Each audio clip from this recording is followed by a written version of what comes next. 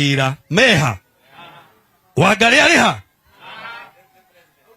Is that it? So what are we selling? We are selling hope to create jobs. Number 2, and I want tusikizane vizuri na Mheshimiwa Rais wa 5 atawaeleza. Hii kitu tunasema social protection iko namna hii. Look, there are families here na Kenya nzima who are living below poverty line. Poverty line is $2 per day. Sisi tunataka tuwashike hivi, tuwavurute wakuje wapi? Hapa watoke waweze kuwa na mahali ambapo wanaweza kujisaidia. That is what is called social protection. Let me give you the math. Ni familia milioni 2. 6,000 shillings per family. That is 12 billion shillings per month, which is equals to 144 billion per year. Tunaelewana? Ni wadwa itu. Now, hawa wezi wanapora zaidi ya bilioni 700 per year. More than 700 billion per year inaenda kwa wizi.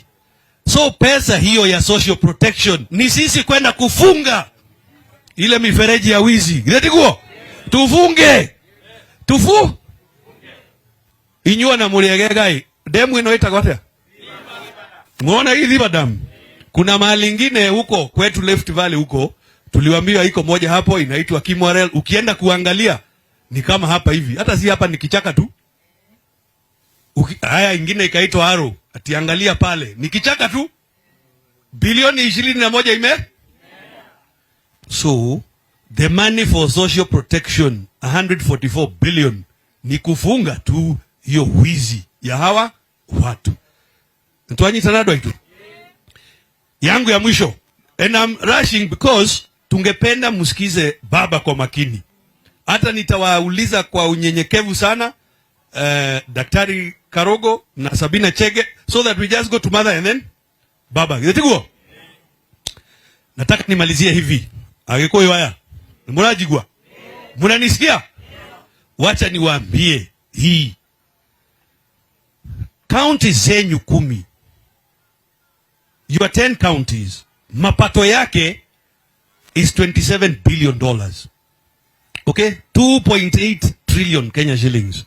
Yani kama mungekuwa inchi, I'm not saying you're a country. Had you been a nation from Kiambu to Muranga, to Meru, from Tharaka Nithi to Nakuru, your economy is the 4th largest economy in East Africa. Sahi, si kesho. Mujibie makofi. 2.8 trillion. Yani, if you had been a nation, 37 African countries have smaller economies than you. Ni mwanyita. Mafurudi that 7. Now, I'm not saying at nyote muko na ati idhuo the tulia togu. That's not what I'm saying. Mwalimu Karaba Senator. What I'm saying, that is the opportunity for our young people. Now, wale competitor wanajaribu kukuambia wewe mutheni, wedwe hotaga. Idetiguo. Nigwageria onyite oguo so that they can be able to rule over you. Nimwanyita. Porolioshio wothe nimurona toka igani da Wheelbarrow. And we are not saying that your children are rich. What we are saying, that is the opportunity. Instead of saying your children should go to Mauritius or Botswana or Rwanda, your children should be here. They should be going to Nyanyuki or Karatina here or Kutus. That is where the opportunities are. Nituanyitana. And I finish by telling you, be wary ya wale kile wanauza populism. Every country that has followed populism ends up in trouble. So, to Redia K, we are selling hope. What hope? We are going to create jobs. Sivyo? Using already what you have. Sawasawa. We are going to do social protection kwa kufunga wizi ya hawa watu. Detidigera hau. Azimio! Kirinyaga bai. Azimio! Azimio! Very, very briefly, can we? Hebu tengeneza mikono. Moja! Tena! Mheshimiwa Martha Karua, karibu sana. Kwa kifupi, alafu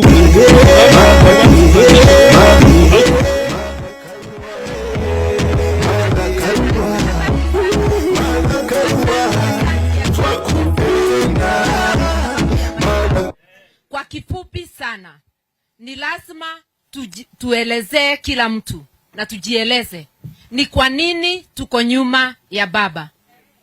Tulisema tunatafuta uongozi bora. Hata tukipatiwa mipango ya aina gani, bila kulinda rasilimali ya Wakenya, bila kulinda haki za Wakenya, hatutakuwa na nchi ambayo tunatarajia.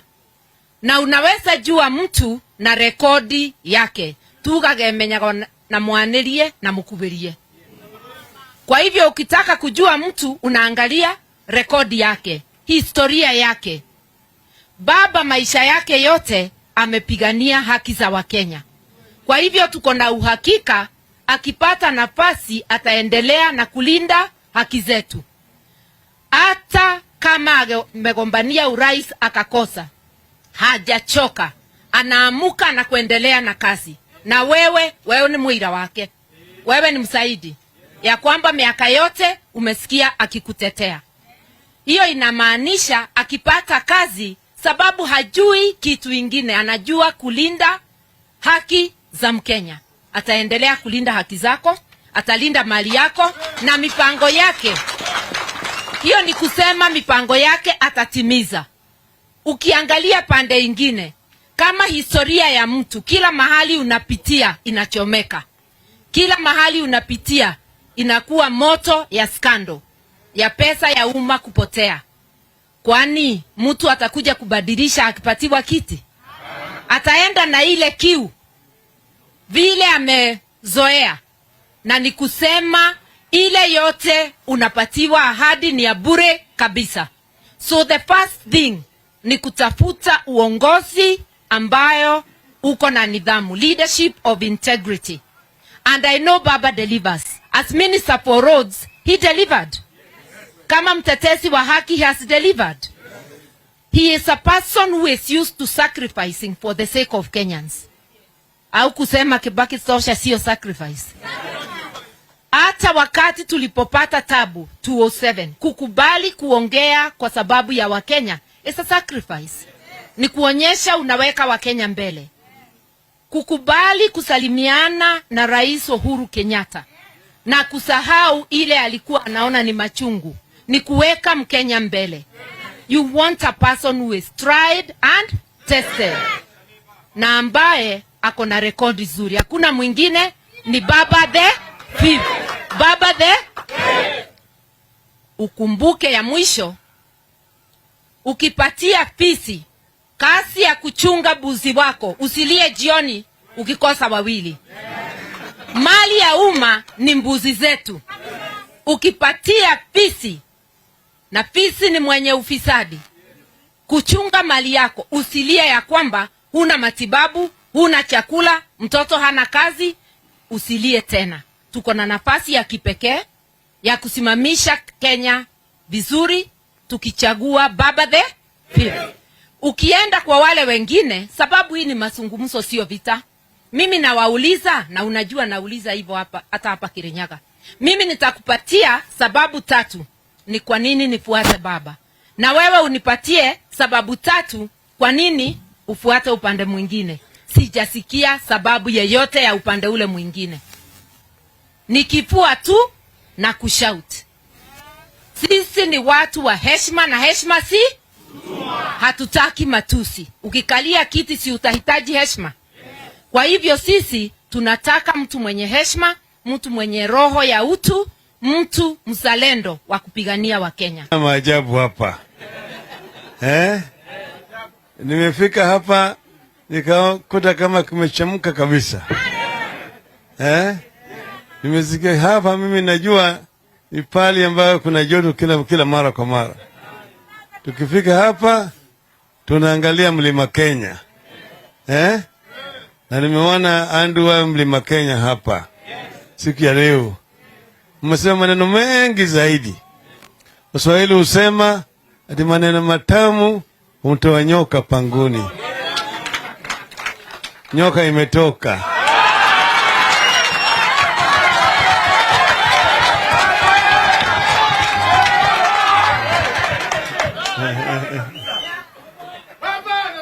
Kuna yale ambayo mmesema na rafiki yangu wako wengi hapa. Unaona huyo karaba huyo. Tumetoka naye mbali sana. Sasa yeye na mama Aida walikuwa wanasoma pamoja, wanafanya pamoja. Mtupali. Tuko na seneta huyu. Ambaye sasa anataka kwenda juu. Huyo vile rafiki yangu sana. Sasa niko na huyu naita yeye KK. KK. Yeye kwanza alikuwa ni mwalimu kwa chuo kikuu na yeye amekuwa vile manager huko kwa parastatal nyingine, na yeye ni mtu ambaye anajua kazi. Najua kazi kabisa, ni mwadilifu, mwaminifu kwa kazi yake. Okay? Sasa mko hapa na dada yangu huyu.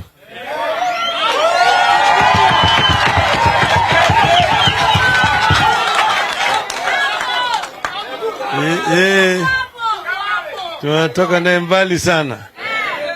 Wakati ile ambayo tulikuwa na simba ambaye alikuwa na meno na makucha, ambaye kama ulikosema ngwe ndani, ngwe ndani. Sasa yeye alikuwa ni watu ambao tulikuwa nao. Yeye ndiye alikuwa sangi anatotea sisi. Yeye hata wakati ambaye mama Aida alikuwa na shida, yeye ndiye alikuwa anamtetea. Maana hiyo tumetoka huko wakati ile sisi tulikuwa mlengo hii napigania mabadiliko. Kuna wale ambao walikuwa napigania mlengo ile nyingine kutetea ile serikali ya maovu. Ngine kulikuwa naitwa YK.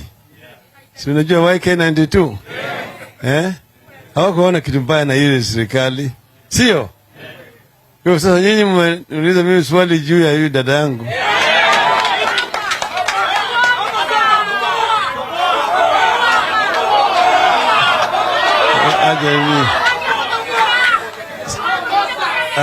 Mimi nataka kuambia nyinyi sitapata nyinyi jawabu, mtapata jawabu baadaye. Sawa sawa? Lakini nimesikia maneno mmesema. Sasa vile nyinyi mnajua tuko hapa kama kikundi kimoja. Nimekuja hapa kama candidate ya Azimio la Umoja wa Kenya. Ndio sababu unaona mimi siko na watu mtu hapa ya ODM hata kidogo. Siko na mtu wa ODM. Maana mimi hapa niko kama the candidate ya Azimio la Umoja. So nataka nichukue fursa hii niwaeleze nyinyi juu ya mambo ya Azimio. Azimio la Umoja ni mseto. Kwa kizungu ni coalition ya vyama. Coalition ya political parties. Ni chama lakini ni mama ya vyama vingine. Kwa wakati huu tuko na vyama 26 ambao ziko ndani ya Azimio la Umoja. So mambo ya mseto au coalition is an arrangement where political parties come together to form a government. And there are two types of coalitions. There is a pre-election coalition and there are post-election coalitions. The pre-election coalitions are formed in presidential systems of government. And post-election coalitions are formed in parliamentary systems of government. Now, why do you form a coalition before the elections in a presidential system? In order to consolidate presidential votes so that you can be able to win the presidency. You form this pre-election coalition. Because otherwise, there will be too many candidates and all of them will be dividing vote. In the end, somebody who is most unlikely to be elected is the one who would be elected. So political parties with similar political ideologies come together before the elections. Post-election coalitions are formed, as I mentioned, in parliamentary systems. In parliamentary systems, political parties just field candidates. After the elections, then they now look at the numbers. If there is no party which has won the majority to be able to form a government on its own, as required by the Constitution, more than times 50 plus. Then now the political parties negotiate. Wewe huku na ngapi? Muleta ngapi? Alafu inaitwa house trading. Alafu sasa mkipata kile chama ambaye anataka kuungana naye, wanakuja na condition. We agree to form a coalition with you, but you must promise us that we agree that the Ministry of Defense, for example, or Foreign Affairs, or Finance, itakuwa upande yetu. Ya masharti ya new negotiations. That is how it is done in those parliamentary systems. Sisi tumekuja pamoja kama Azimio na tuna vyama. And what has happened in certain areas, political parties have their strongholds. There's no country where a political party has a uniform spread of support. Ukienda America, kuna blue states na kuna red states. Najua? Hata kuenda Uingereza, yani blue state ya the Democrats and the red, the Republicans. In Britain, iko na the same way. Labor, red constituencies. The Conservatives, blue. The Liberal Democrats, yellow. And then the grey. The grey are basically no man's land. In political parties, there's no political party with a majority in those grey areas. So, if, for example, if you are a member of a Labour Party and you are living in basically an area which is a Tory party, that is the Conservatives, ukitaka kusimama hapo na tweet ya Labour, wanakupatia free, hakuna kitu nalipa. Manake unajua it's very unlikely that you will win.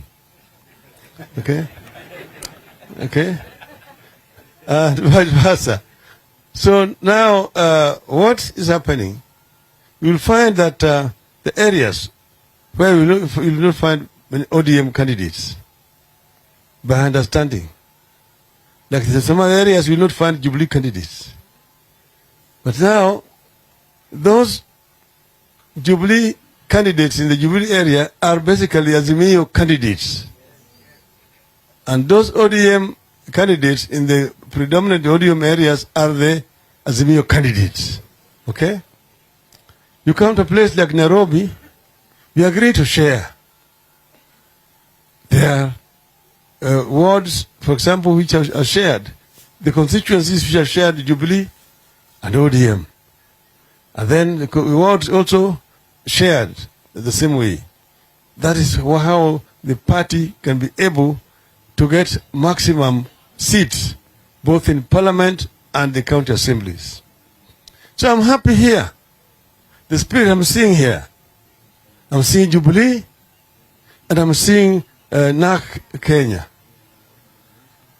And you are all here. What we want to do is to do bonding among all our candidates. Because you're all Azimio candidates. And what you're doing therefore is a friendly match. A friendly match. And then after that there are also candidates who ran against you people, aspirants, who did not make it. But they're all members of the Azimio. So we want to see a bonding so that you don't throw those people away. If you throw them away, the enemy will go and grab them. We want to say that you may not have made it as an MCA, you may not have made it as an MP, a senator, a women rep, a governor, but you are still part of us. The world will not end with those elections. Hiyo kikwisha, tutakuwa na serikali na wewe utapata kazi mahali ingine. Ndio vizuri. Na vile vile sasa ukifanya campaign, alafu tukiona kama uzito yuko namna hii, kuna mwingine yuko na uzito kushinda mwingine, tunakubaliana, tunaongea. Vile mlikuwa nasema, mwingine ana withdraw. Alafu tunaacha mwingine ili tusiende tukagawanye kura zetu, alafu wale wengine wakora waingie ndani. Wale ndio maadui wetu. Sio? Tunaelewana vizuri? Hiyo mimi nilikuwa nataka niwaeleze vizuri, mwelewe. Kama ma candidates ambao wamebeba bendera ya Azimio. Sasa kule juu mimi niko huko juu. Kwa hapa chini tunataka katika county tunakuwa na kamati ambayo na coordinate campaign in the county. Katika kila constituency tunakuwa na kamati ambayo na coordinate hapo. Katika kila ward tunakuwa na kamati huko chini. Sasa the county coordinating committee inakuwa in charge, inakuwa in contact, constant communication with the center pale ambayo Bwana Tuju iko huko. Sawa sawa. Tunajua hii ni vita. Na vita inahitaji silaha. Sio? Ukienda kwa mkono mtupu kwa vita na adui amekuja na mkombora, si wewe utaona cha mtema kuni. Kwa hivyo tutasaidiana. Sisi tutasaidiana. Sawa sawa. Nataka kuona kama wale jamaa wananguruma na watu wetu wanakaa namna hii kwa baridi.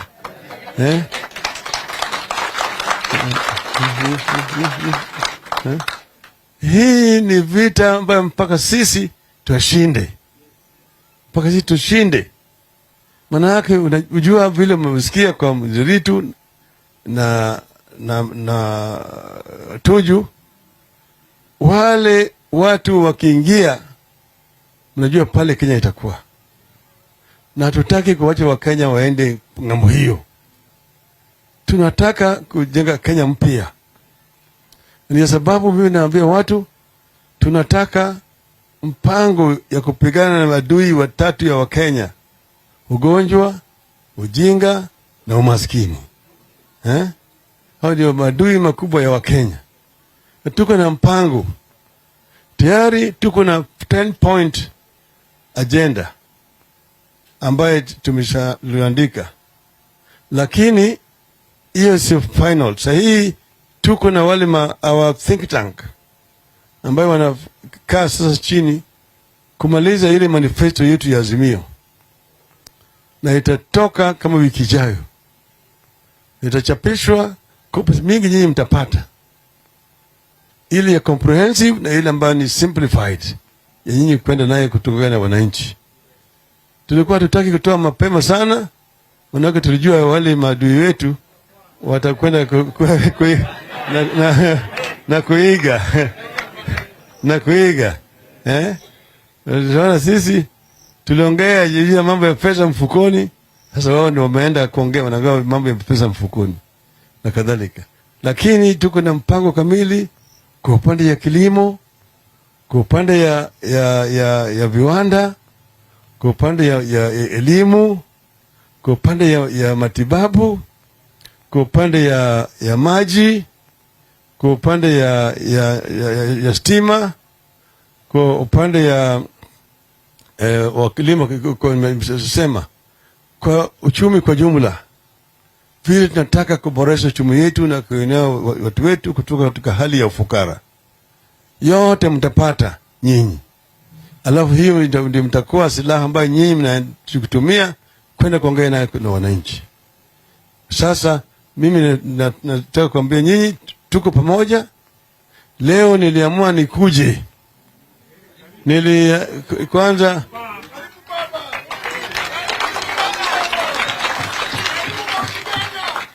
tulienda kuzika mzee wetu Kibaki juzi, nikaamua nitakaa. Jana nilikuwa Nyeri, nilienda kwa kanisa asubuhi, baadaye nikaenda kule kwa golf, alikuwa anafanya golf kwa ukumbusho wa Kibaki. Mimi nikaenda kuanzisha hiyo, na baadaye nikaongea na wananchi hapo Nyeri. Kutoka hapo tukaenda kule Kagumo kuongea na wafanyabiashara wa Nyeri. Alafu kutoka pale nikakutana sasa na aspirants kama nyinyi namna hii, tukaongea nao jioni. Nikimaliza hiyo nikarudi tena nikapeana sasa ile trophies kwa wale walikuwa wanacheza golf. Alafu leo nimetoka huko Nanyuki kwa Gavana Nderitu. Pale vile vile tumekuwa na aspirants, tumekaa nao hapo na tukakubaliana nao vile tutafanya vile tutafanya hapa. Tukaenda tena tukaongea na wananchi kule Nanyuki na tukafika hapa.